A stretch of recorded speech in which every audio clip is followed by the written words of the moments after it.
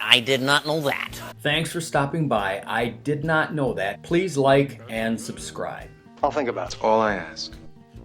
The 1960s had some family bands that not only recorded music but appeared regularly on TVs across America. Groups like the King Family and the Lennon Sisters. Later came singing siblings like the Bee Gees, the Jackson 5, and the Osmonds. The Cowsills first caught everyone's attention in 1967 with the song The Rain, the Park, and Other Things, which many people call the Flower Girl song. It reached number 2 on the Billboard Top 100 that year. They made an incredible 200 television appearances a year on programs like The Ed Sullivan Show, The Tonight Show with Johnny Carson, The Mike Douglas Show, and more. They did milk commercials and ads. Milk is the lift that flies. They even appeared in their own comic book. The hit TV show The Partridge Family was modeled after their band. For a while, they seemed to be everywhere. Whenever my friends and I would round up enough kids to get a baseball game going, we'd always have a battery-powered radio blasting away, playing the top 40 hits, and I remember the Cowsills were played on that a lot. Between 1967 and 1969, they had 8 records on the top 100 chart. And then it appeared like they were going to be around for a long time. But by 1972, they seemed to just suddenly disappear. What happened? At this time of the year, everybody is thinking pretty much of the same thing. Whatever happened to the Cowsills?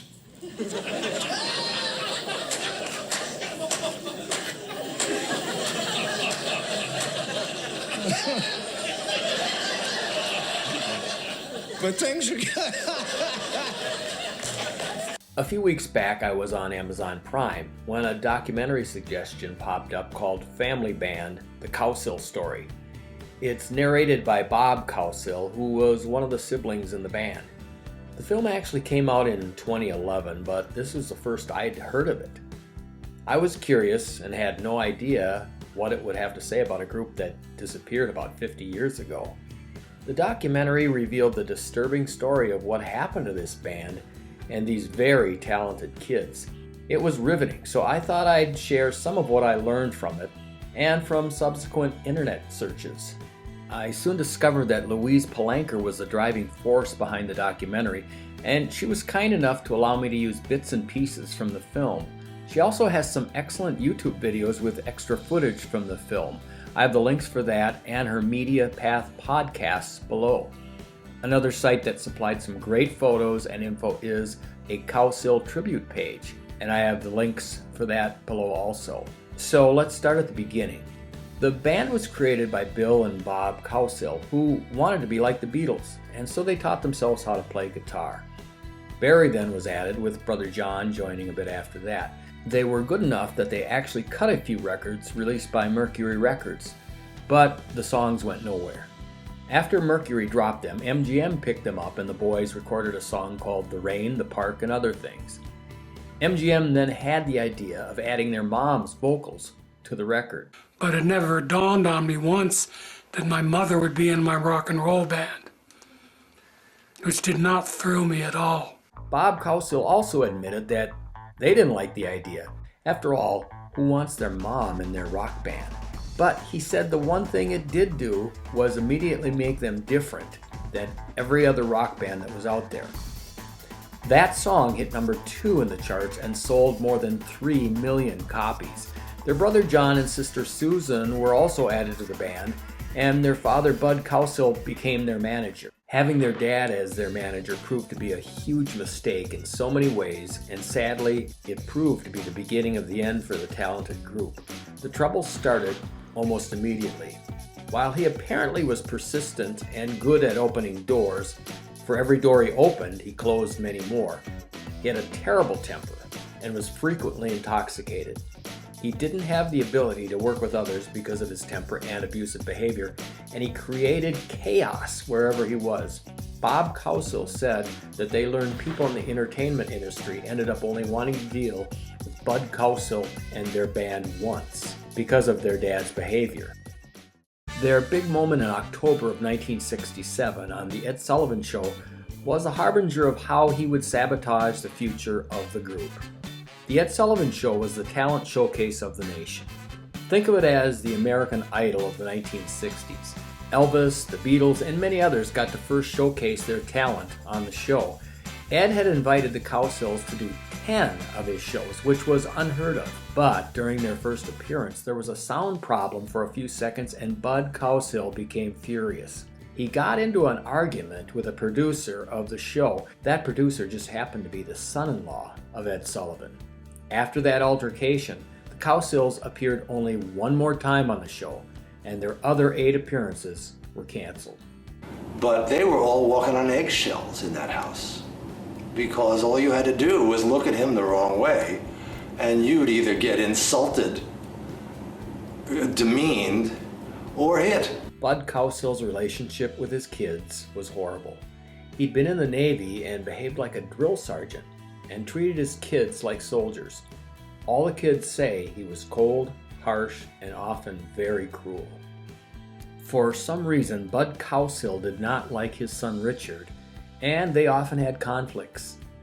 Bill Cowsill, the lead singer, told their dad that Richard was talented enough to play the drums for the band. Bud actually made Richard try out, and he listened to Richard play for about 30 seconds and then declared he wasn't good enough. Richard was 18, and so Bud told him his only choice was to enlist and go fight in Vietnam. So Richard was the only child not to become famous in the band, but also found himself in the middle of a war. You can imagine what this did to his head and how terrible it was for him. Richard was Bob's twin brother, and he said that it broke Richard's heart, and he never really got over it. Bud Cowsill believes in his kids, and he's worked behind the scenes to make them into one of the top pop music groups in the world. Coffee? Thanks, Bud. Anything for another buddy. As the band's popularity grew, so did their dad's tyranny. After their first hit, Indian Lake and We Can Fly followed. They even had their own TV special with Buddy Ebsen. A song called Hair was their biggest but final hit in 1969, and that was also the year Bud Cowsill put the final nail in the coffin of the band. I came across this Screen Parade magazine story that turned out to be very prophetic. In it, Bill Cowsill, the lead singer, was asked about why so many bands ended up fighting and breaking up. Bill said, "That is something that will never happen to us. After all, how do you get fired from a family?" While the band was performing in Las Vegas in 1969, Bud and Bill had both been drinking and were at the Flamingo Hotel. Bud began verbally attacking Bill, who was now married, in front of his new wife. Bill had enough of it and stood up to him. Standing up to Bud was something that wasn't allowed in the Cowsill family. Bud tried to do what he'd done all their lives. He tried to physically attack Bill. Fortunately, 2 large state troopers saw the whole thing, and Bud was arrested and brought to jail. But Bud got his revenge by immediately firing Bill not only from the band, but from the family. Bud then informed Bob he was the new lead singer, which horrified him, but he had no say in the matter. The band and the family never recovered from this because Bill was the heart and the soul of the Cowsill band. The band released 3 more albums, but never had another hit, and it soon fell apart. I've seen a lot of change, been through a lot of pain. Some things are not the same as they were a year ago, but all will be okay. The original 4 brothers tried to regroup in 1972 and released a single called Covered Wagon, but nothing came of it. The Cowsill band had come to an end. But despite all the abuse they'd endured, at least the kids could look forward to the money they'd earned, which was in a trust fund. It's estimated that the band made $20 million during their time performing. At one point after this, one of the boys asked their dad for their share of the trust fund money. Bud Cowsill replied, "What trust fund money?" The children discovered that all the money that they thought their parents had put away for them was gone, and no one could say where it went. What's even worse is that Bob Cowsill said that when he became an adult, he He was paying the IRS back taxes for 10 years on money he'd never even seen. Watching the Cowsill documentary was painful. It was, as the saying goes, like watching a train wreck in slow motion.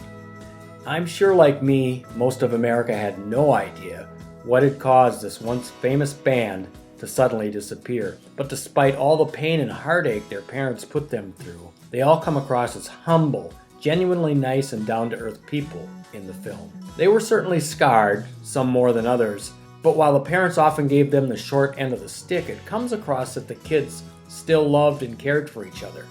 They have a bond that Bud Cowsill couldn't break. As you can imagine, the experiences left them damaged. 3 of the brothers are gone now. Barry had a long-standing problem with drugs and alcohol and died when he was caught in the aftermath of Hurricane Katrina. Bill had some success in Canada with a different band, but he also had a lifelong struggle with drugs and alcohol. He had multiple serious health issues and passed away the day of Barry's memorial service. Richard returned from Vietnam a heroin addict, but he was able to kick it. The documentary showed how much he struggled feeling a part of the family and the anger and the resentment that came with it. But at the end, it appeared that he and his siblings had found a sense of peace with it all. Bob has a medical supply business and still entertains as a solo artist. John has been the drummer for the Beach Boys for years. Paul is involved with construction and landscaping, sometimes for films. Susan still sings and has been with a popular band called the Continental Drifters. Bob, Paul, and Susan occasionally still perform as the Cowsills. There's so much more to this story, especially what Bud did to the kids and details on their life after 1972. To learn more, I really encourage you to watch the full documentary on Amazon. And it's free right now on Amazon Prime. You sure can't beat a deal like that, can you?